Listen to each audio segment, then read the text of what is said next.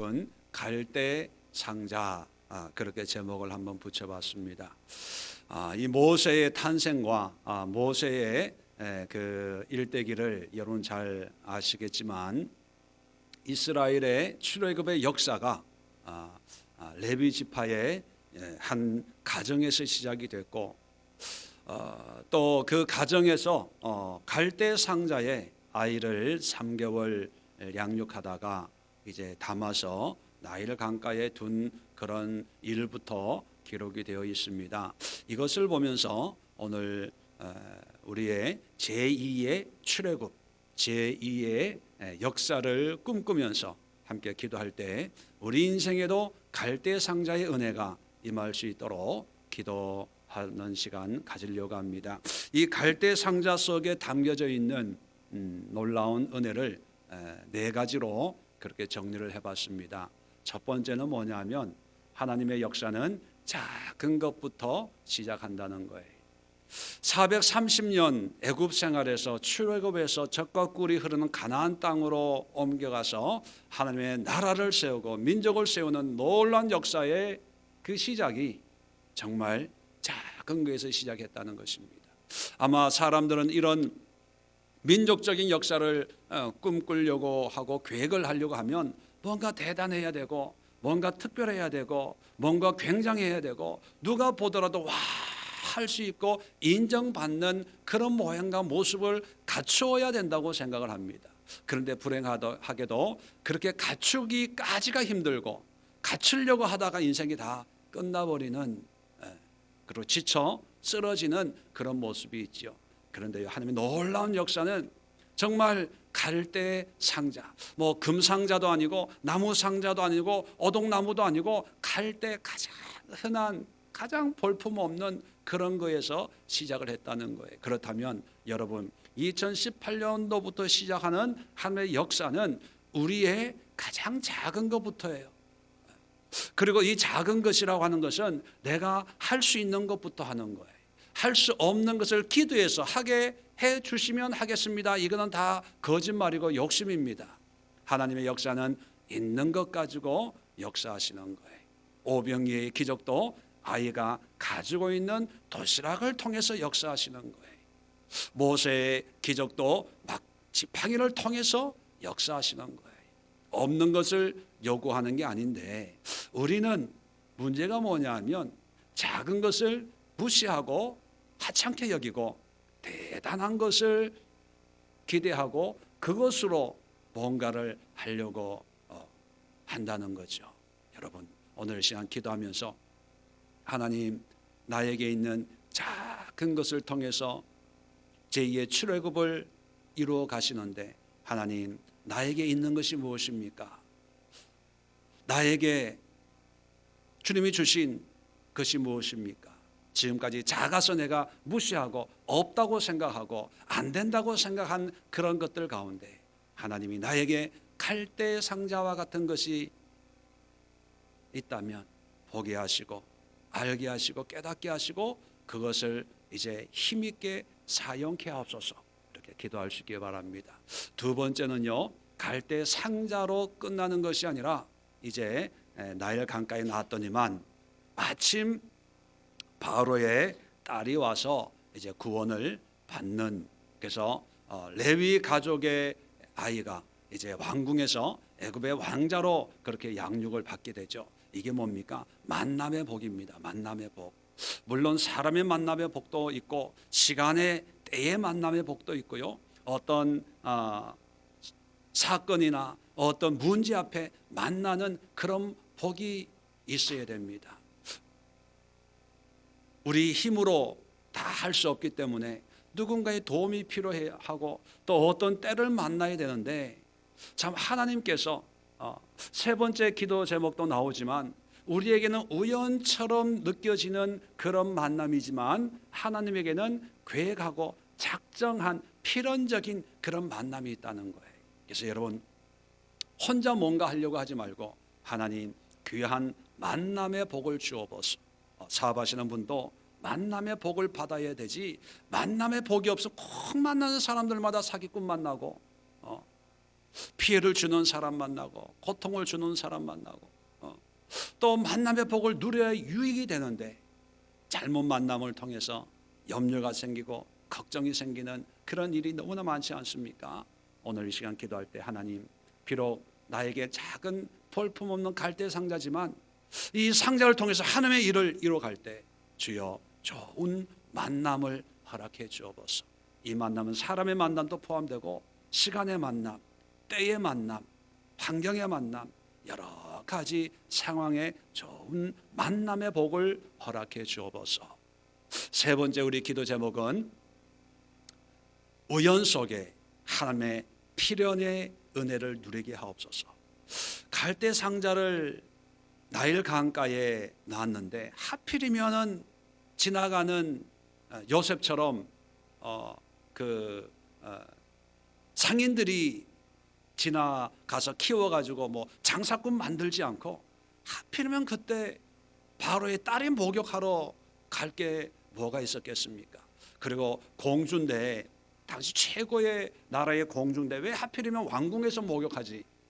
또 왕궁에 있지. 나일 강가에서 그 아이를 딱 낳아놓은 그 순간에 거기를 지나가게 했을까? 우리가 볼 때는 우연이지요. 우연히 지나가게 되고 우연히 보게 되고 하필 그때 아이가 우는 소리가 또 들리네. 지나갈 때 잤으면 지나쳤을 거 아니에요. 근데 하필 또 아이가 울었어요. 그래서 가보니까 히브리 아이거든요. 근데 히브리 아이는 어떻게 해야 됩니까? 다 죽여야 되는 거예요. 그런데 보니까 또 똘똘하게 생겼거든요. 뭐 이렇게 생겼어. 뭐 이렇게 생각할 수도 있는데 이쁘다. 그때 마침 또 모세의 누이가 지켜보고 있었네요. 그리고 또 앞에 가가지고 내가 잘 아는 유모가 있으니까 이 아이를 양육을 할 수 있는 사람은 내가 구해 오겠습니다 했더니만 그러라고 또 마침 또 허락을 하네요. 또 구해 왔는데 그 유모가 누굽니까? 사실은 모세의 엄마예요.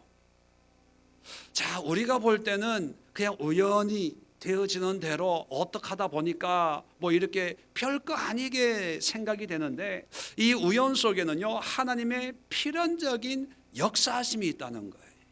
여러분, 우리가 한 걸음 한 걸음 걷는 발걸음 속에서도 하나님의 필연적인 역사가 있습니다. 그것을 깨달을 때 확신이 생겨요. 담대함이 생깁니다. 그러기 위해서는 우리는 기도해야 됩니다. 하나님, 나에게는 우연이지만 하나님의 인도하심인 줄로 믿습니다. 그럴 때 담대해지는 거예요. 두려움이 없는 거예요. 우리가 때로는 광야의 환경을 경험할 수 있고 또 파도치는 나일 강가와 같은 그런 악어들이 있는 그런 위기 속에 있다고 하더라도 하나님의 필연을 믿으면 그 속에서도 담대함이 있습니다. 당당함이 있습니다. 소망이 있습니다. 그리고 하나님의 구원을 확신할 수가 있다는 것이죠. 마지막 네 번째 우리가 기도해야 될 것은 뭐냐면 하나님의 필연적인 역사를 통해서 모세의 어머니 요게벳이 이제 유모가 됩니다. 왜 하나님이 우연을 통해서 필연적으로 모세의 어머니를 왕궁에 들여보내서 모세를 어머니를 어머니라고 할 수 없는 뭐 홍길동도 아닌데 모세를 양육하게 했을까?